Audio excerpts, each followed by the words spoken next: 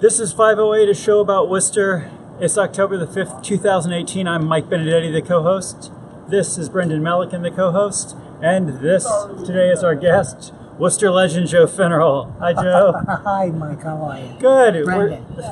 We're standing outside today in the alley outside the studio. Three guys in an alley. Standing out here. Sounds like an alley.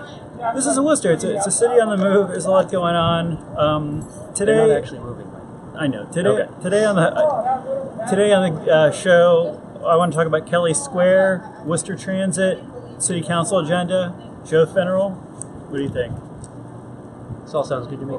Joe, hi. How How you doing? Michael. Should he Get back in the parking lot where you belong. Joe, It is indeed. I feel like you are a Worcester legend for a lot of reasons. I want to start off by asking you, how did you first come to be in Worcester? Well, I responded to a casting call for the Forum Theater. Much lamented now, but no longer with us in any case. Brian Tivden's company that used to operate across from St. Paul's Cathedral. Okay, downtown. Where the jazz station was too. But in any case, they had a small black box theater there. Yeah. And he and his wife ran it, and it was a wonderful company. And they were doing some very good things. They were doing. I auditioned for a Brian Friel play, an Irish play, translations it was. Okay. And got the cast, the part. And Brian was trying to put together an ensemble, so he promised me more work in the future. The translation was very successful, and it was a small, an intimate theater, like I say, a little black box, and I think we seated 350, maybe 4. Okay. That's not a bad size. Squeezing them in. No, it wasn't bad. It was very adaptable too. So that brought me to Worcester, and his work was so promising that I saw no reason to leave. I'm a single man. I'm an itinerant actor, and that's why I came. And How long ago was that? Oh God, Roughly. 30 years.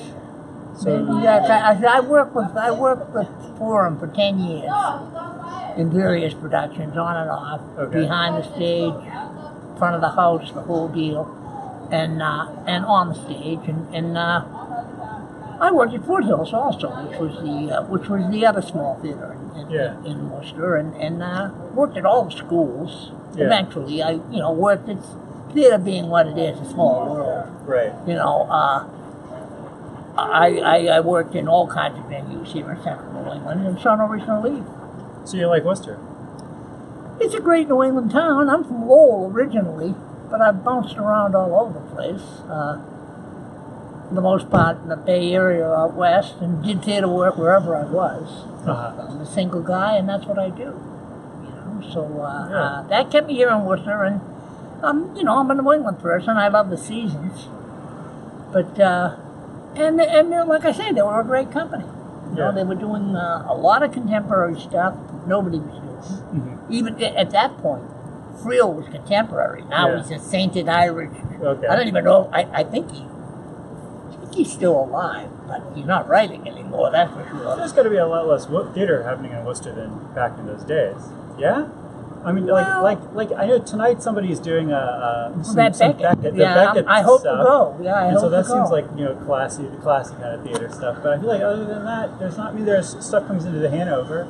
I know people do productions at the colleges and people do productions around, but it's not like every week there's a new play. No, well, this Forum was monthly, as Foothills was too, pretty much, and they had seasons, or subscription seasons. And but it was low budget stuff. Even Forum was low budget stuff, and that was primarily equity actors, even though they get around. Union rules will always come around. I'm not telling anybody anything they don't know, but nevertheless, having worked both union and non-union, and still do, so that's nothing new anywhere that anybody gets on the stage. They'll adapt if they want to get on the stage. Sure. Or somebody wants to put them on the stage. Yeah. So there's always ways around whatever. But nevertheless, that's what brought me here. And again, being a pedestrian. I was going to say that outside of the Worcester theater-going audience, I feel like you're best known as that Gandalf-looking guy. That's it, the old guy with the stick. Yeah, Moses and any other thing that I've been called. You come up in conversation all the time. People are always very impressed to know that I know you. Well, how did pedestrianism is a big part of your life start? I've never driven. Even as a child, I knew it was wrong for me, and I knew it would have been wrong had I got behind the wheel, because the few times that I did, well, let's just say, disastrous, and I knew it wasn't a good idea. So, and I'm a bit of a Luddite anyways, technology, for the most part, really is not for me. Yeah. And that's pretty essentially what it was, but,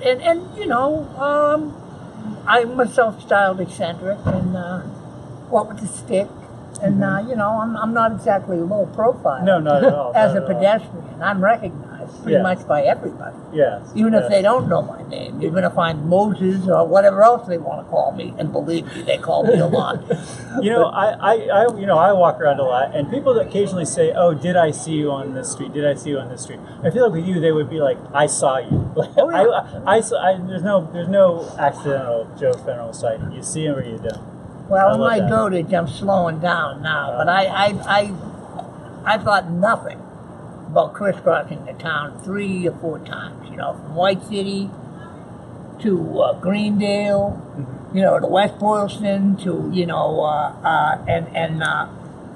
again, I'm a pedestrian. I'm slowing down mainly because of age. But nevertheless, I get out every day, and the way I get somewhere is pretty much walk. So what I love best about the image is, to me, you're the perfect example of how everything comes full circle eventually, right? Like, you've been rocking the beard as long as I know you, and now that's become like the hipster thing, right? Everyone's got new beards. Sure. We're actually probably past peak beard now, where we're like too many beards.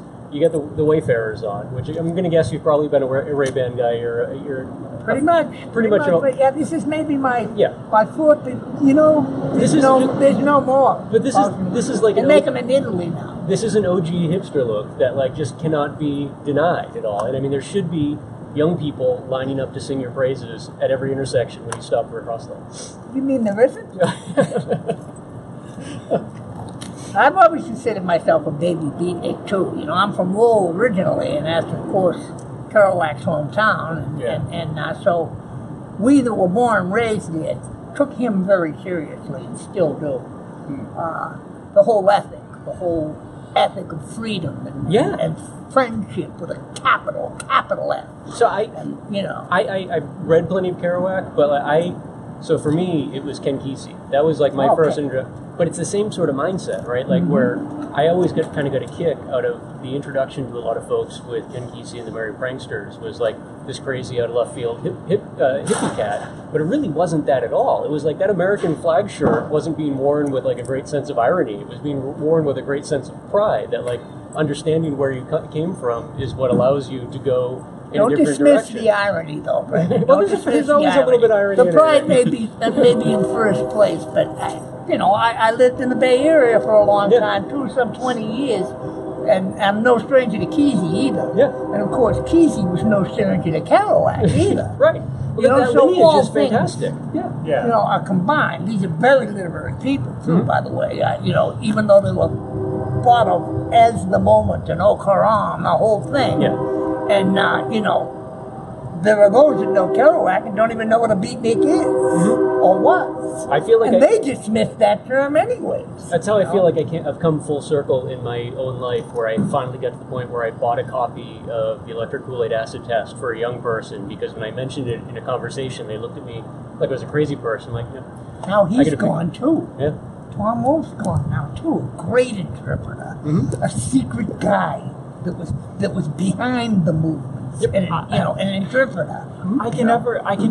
Reading the Electric Kool-Aid Acid Test, I can just never get this image out of my head of these wild hippies on this bus driving around the country with, I guess, this small southern guy in a white suit sitting there taking notes the whole time. Like, obviously Tom Wolfe was not wearing a tie-dye shirt when he was traveling with them. Yeah, no, I don't. But that's sort of embedded journalism. I know, like Hunter S. Thompson always is the one who gets credit for it, but Tom Wolfe, I mean, I think is the one who opened that door in a weird way and allowed others to actually follow. Well, he was a great interpreter. Yeah, he saw what was hip, what was this, what was that, and jumped on the bandwagon real quick and got the truth out of it, whatever truth there was out of it, and of course blew up those great books like Acid Test and even what is the one that made a horrible movie out of Bonfire of the Vanities. Bonfire of the Vanities. Great book. Yeah.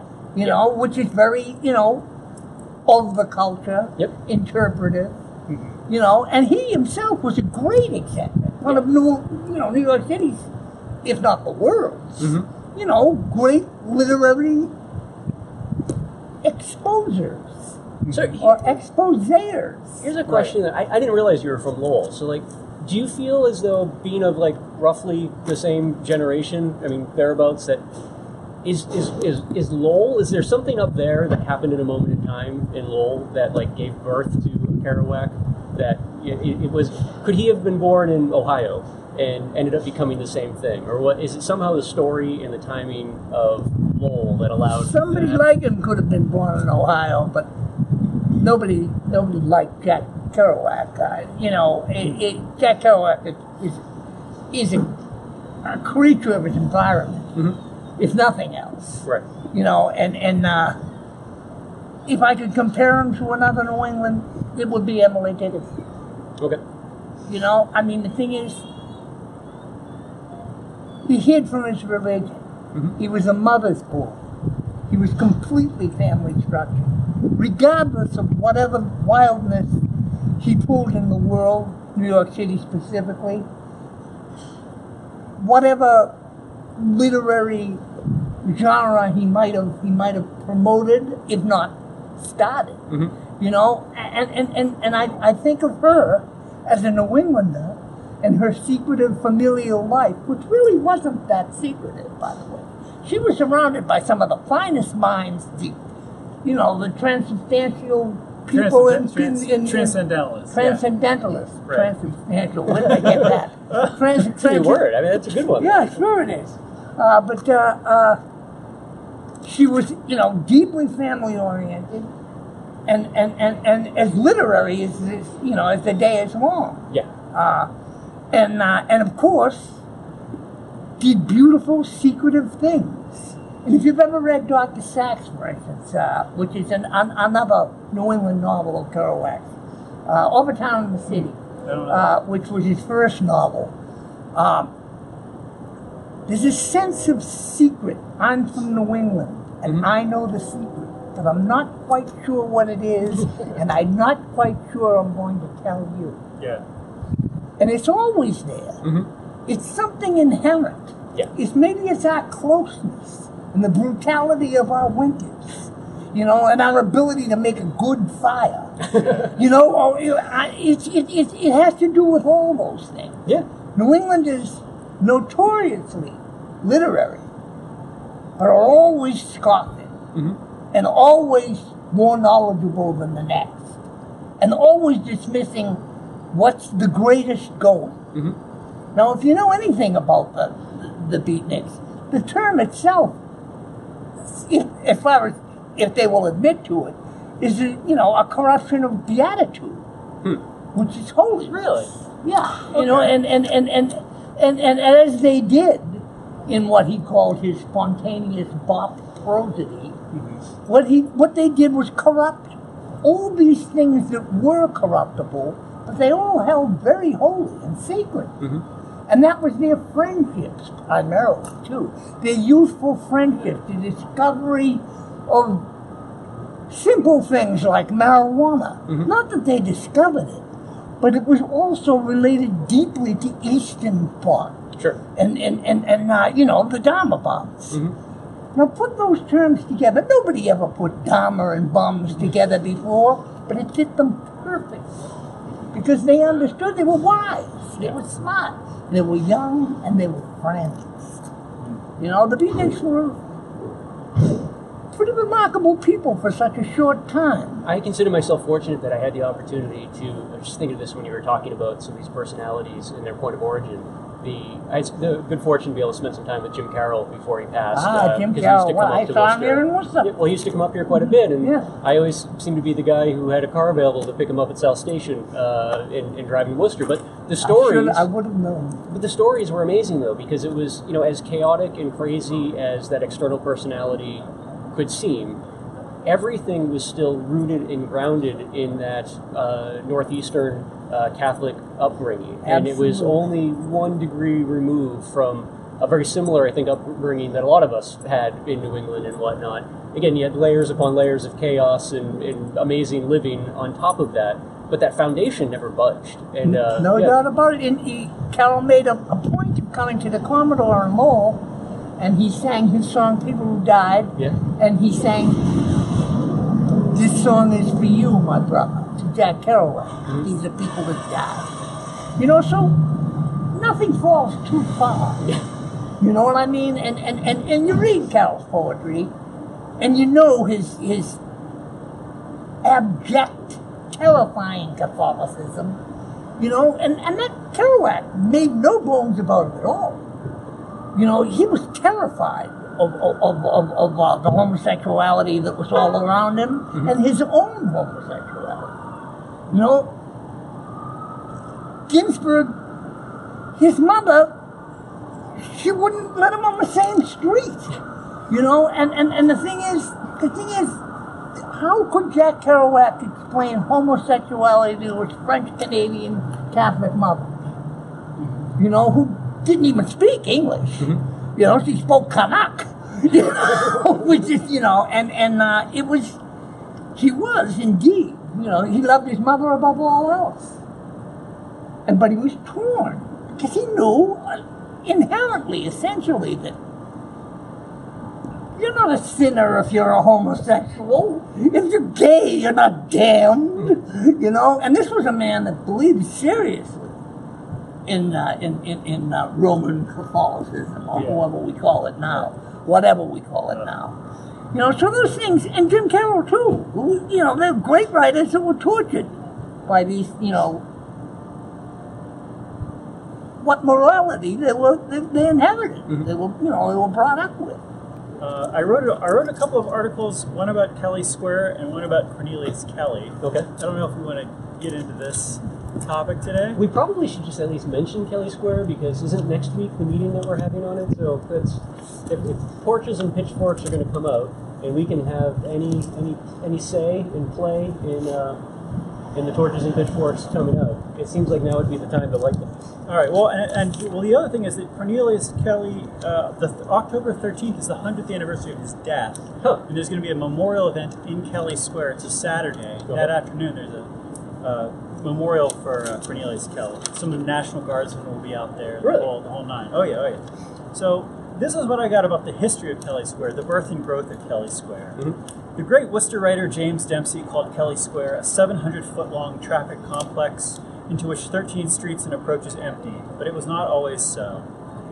Kelley Square, then Vernon Square, began life as an ordinary intersection. Circa 1833, 2 roads crossed there. The streets changed their names either side of the square, but otherwise it could not be simpler. Green Street entered from the north, exited as Vernon Street to the south. Water Street came in from the northeast and went out as Millbury Street to the southwest, and that was that. The Blackstone Canal ran alongside Water and Millbury, and Green Street crossed the canal on a little bridge. This began to change in the 1890s when the now defunct canal was paved over and Harding Street was built atop it. Now 3 streets crossed at the square, and a few other small streets intersected with one of the 3 nearby. Around 1890, Bradley Street grew off the square itself, exiting to the west. The first change to make Kelley Square a real traffic challenge was in the 1930s, when Bradley was turned into an extension of the very busy Madison Street. So now 3 streets crossed there, and a 4th street terminated there, and what's more, rather than driving straight through, many drivers drove Vernon to Madison, making a 100-degree turn as they passed through the square.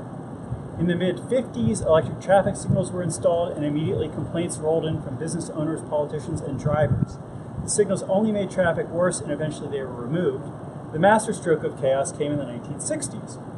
when Massachusetts I-290 was built right alongside the square, and Kelley Square via Vernon Street connected directly to the interstate highway system.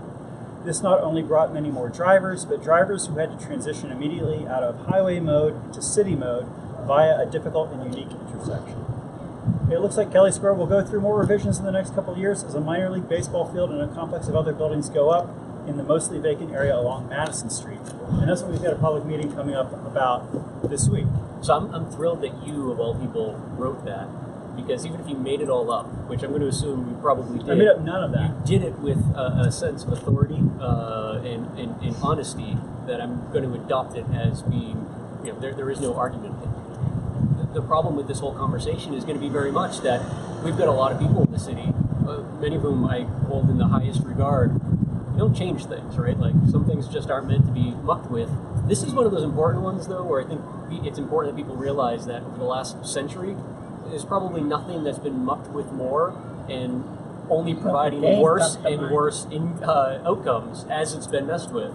We've got this really great opportunity now to maybe bring in some people that actually went to engineering school and say, like, hey, we can fix this. I've read a few engineering reports down through the years that WPI students or actual outside consultants have written about Kelley Square. And some of them, there's similar themes that run through them. Some of them say we're going to cut down traffic by banning truck traffic during the day, or by taking out one of the interstate ramps, or by one of the side streets, blocking it off so it cul-de-sacs rather than connecting to Vernon Street or wherever else. And some of them involve maybe reconfiguring the roads a little bit. Some of them would involve entirely rebuilding the highway bridge there, which would be, of course, a massive project, but might actually increase things a little bit. I think that the fundamental challenge that they all point out is that Kelley Square gets too much traffic.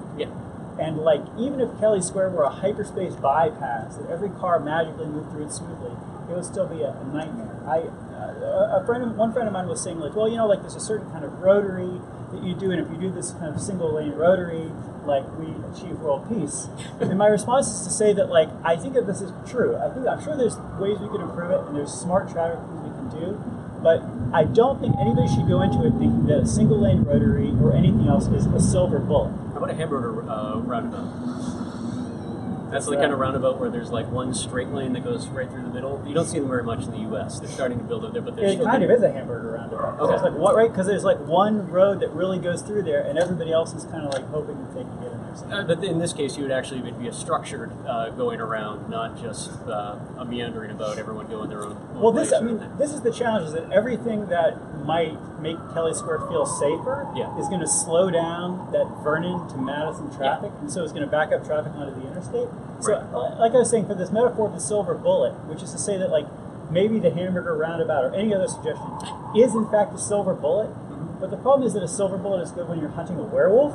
And Kelley Square is not a werewolf. Kelley Square is Godzilla. You need something. You need maybe. In fact, we know that the Japanese could shoot hundreds of thousands of silver bullets at Godzilla and still couldn't take it down.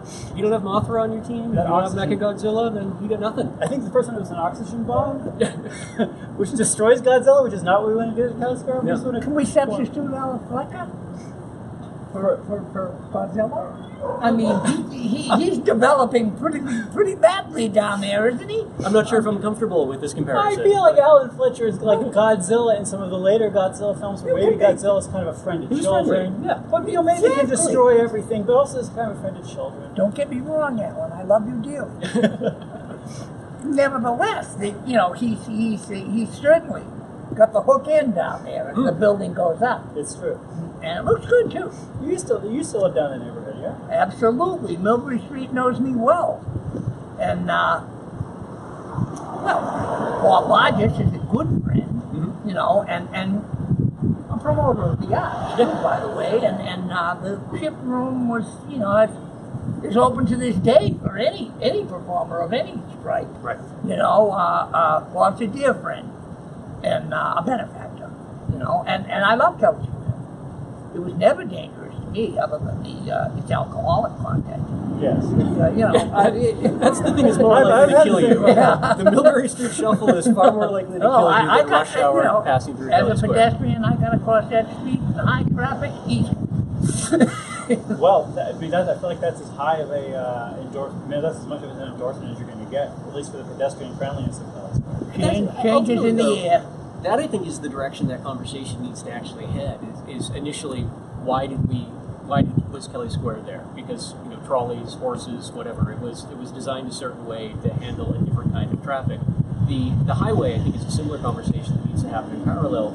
290 was never intended to be your shortcut through the city. It was originally built to keep truck traffic off of the secondary streets and whatnot.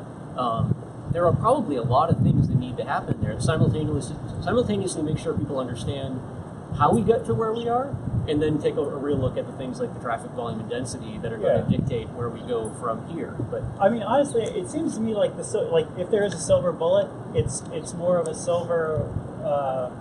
It's a silver bullet that people don't want to take. It's a silver poison pill, which is entirely close off interstate access on Vernon Street, and cul-de-sac like Water and Harding, part of Water and Harding, and suddenly Kelley Square is very easy to deal with. But then if you're a business owner in the area or whatever, you're just like, well, no, none of my customers can get there conveniently.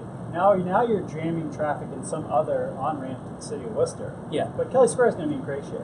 But I think there are still some things that can happen. Like say you closed one or both of the on-off ramps for 290. You've got alternate on-off ramps very, very close by. Okay. It's kind of like when we were talking about a couple weeks back when we were discussing the parking situation, right? Like that the parking lot on Highland Street might seem like a ridiculous distance from this park, but only by today's standards where there's a lot of no man's land in between. It's actually a pretty short walk from the lower end of Highland Street to the Green Island, the Green Street Bridge. Once you get past the idea that more and more is happening in between, then it just becomes a couple normal-sized city blocks. The idea of just bumping one off-ramp or on-ramp down to, say, Cambridge Street or whatever the case may be, you're still only, 1 block away from Kelley Square, but now you've alleviated some of that congestion that is everyone getting off in Kelley Square from 290. Most of them are passing through, right? So there's probably better routes for them to be going. They should be down on Cambridge Street, or they should be down on Pleasant Street. That one just happens to be more convenient. Get rid of that. Now you're actually dicing up who needs to be in Kelley Square and who's just passing through and mucking up the works in the process. Maybe. I don't know. I feel, I mean, the ballpark is going to determine it all. Yeah. It's whatever readjustment has to be made will be made for the ballpark. I feel like that's the thing that to me, like suggestions like completely cutting off interstate access to Vernon Street or whatever, right? Like that's drastic. Also would work, but then if you're going to have a ballpark in there, you kind of maybe don't want to. That's maybe the last thing you want to do is cut off interstate access there. Yeah. Right. Like maybe your whole point is to maybe cut off all the side streets and just make there be a smooth shot from the interstate right down Madison Street. I don't know. We can reopen Front Street. We can do anything. We can do anything, whether Godzilla's with us or not. Well, Joe, thanks for being on the show. This has been one of the more technically heterodox, lo-fi episodes in 508 in a while, but maybe one of the most highbrow, heartfelt episodes. Michael, it's always good to see you, Brendan. Pleasure as always. And lovely weather, hopeful things, Kelley Square notwithstanding. We can't do without it, folks. We can't do without it. But a new ballpark is nothing to sneeze at either. Good times ahead, I hope. Good times ahead. Good times ahead, our motto this week. Perfect. Have a good one.